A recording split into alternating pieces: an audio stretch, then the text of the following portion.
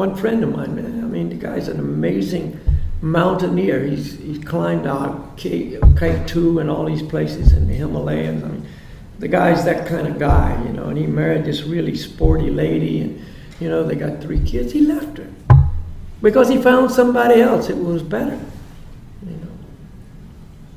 Like, what are you doing? This is not love. This is not a relationship that bears any good fruit. It bears fruit. Every relationship will bear fruit. There's no such thing as a fruitless relationship. But is the fruit going to be sweet, or is it going to be sour? See?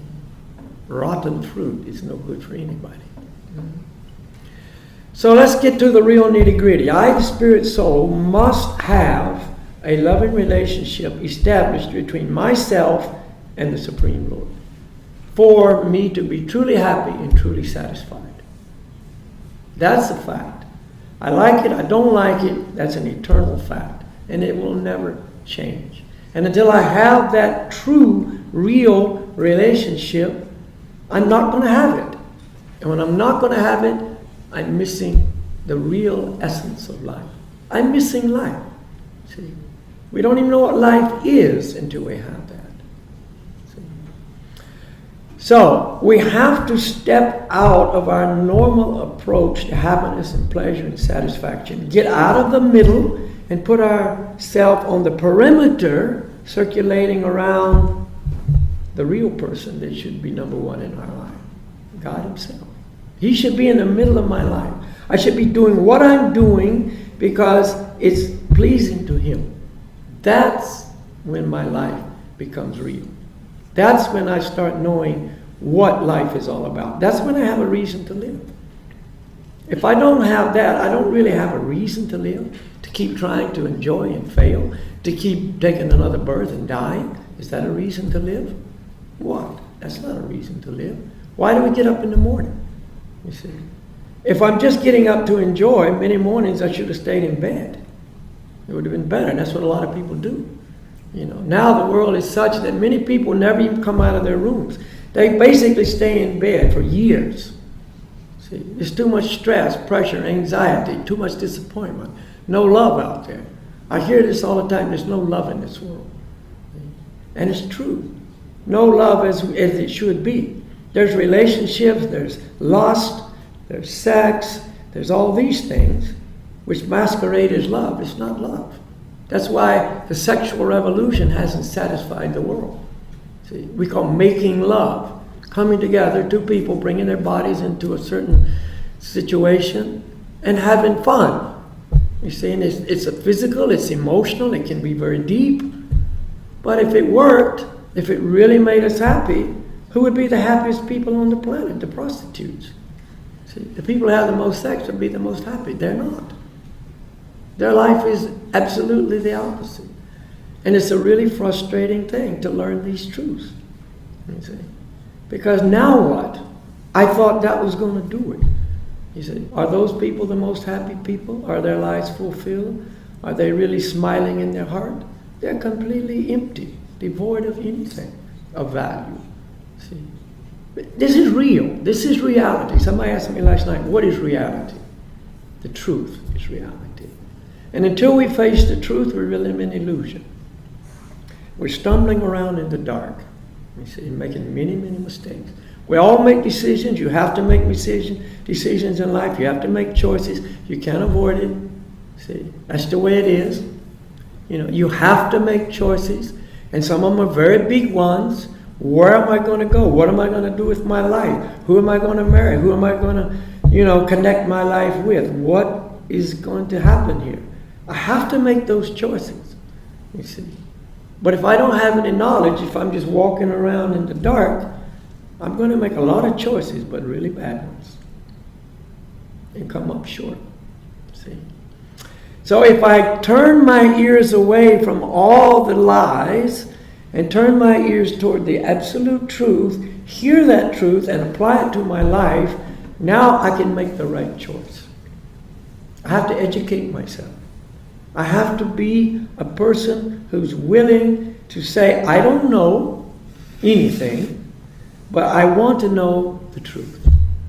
And if the truth hurts, that's okay. I'm ready to be hurt. See, it hurts when you're told you're wrong.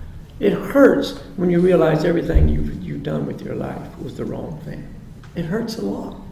See, but I have to be willing to accept that, because it doesn't hurt near as much as living a lie. You see, I remember I met a man in Australia. He was entertaining these teachings and liking it a lot. And he really liked my spiritual master, the way he spoke directly. And he said, he told me his life story and how he put all his eggs in this basket of success and whatever. And then he read a book, Reincarnation Explained. We have that book by my spiritual master, and he realized everything he'd done with his life was the wrong thing. And he was like 58 or 60 years old when he discovered this. And he said he was so shocked and devastated and basically depressed about it that he couldn't even function for a week. He was just like paralyzed. But then he started to snap out of it. He said, okay, I'm glad I learned this now. Now I know what to do. And he had to take a whole other direction in life. You see, sometimes, basically all the time, this is what we have to do. And our friends may not like it. Our parents might not approve. It might be against the grain. It's not fashionable. It is definitely not fashionable. You're not going to be the coolest guy in the world if you take the real direction in life. You see, you're not going to win any prizes. But who cares? Who cares? What we're looking for, happiness. Happiness is not from being approved by everybody. Our peers like us because we still provide pleasure for them. Why are we so popular among our friends? Because they enjoy us. We're an object of their pleasure, and they're deriving some sensation, some pleasure from us. We're their object of lust, you see, and we're fulfilling their desire to some degree. So they like us. But if somehow that doesn't work, they don't get any pleasure from us anymore, they don't like us anymore. That's why if we change direction in life and go in the direction guided by Scripture and the truth, we'll lose many friends along the way because they don't see any pleasure in us anymore. One of my friends took to this path, and he'd always had a close relationship with his father. And when he went back, he was completely changed. He actually went to another country and, changed his whole life completely. Then he goes back in a completely changed consciousness, you see. And so his father wanted and was expecting him to have the same relationship as they'd always had. And what was that? They had great pleasure, especially for the father, was to go and drink vodka together. And when he didn't drink vodka anymore, and he told his father, no, I don't do that anymore. His father was so angry, he thought, you've betrayed me. You've betrayed me. What are you? You're no use to me anymore. You see, you're no longer an object of pleasure for me. You're my son for what? Get out of my life. This is how it is. This is reality. You see, but who are we trying to please?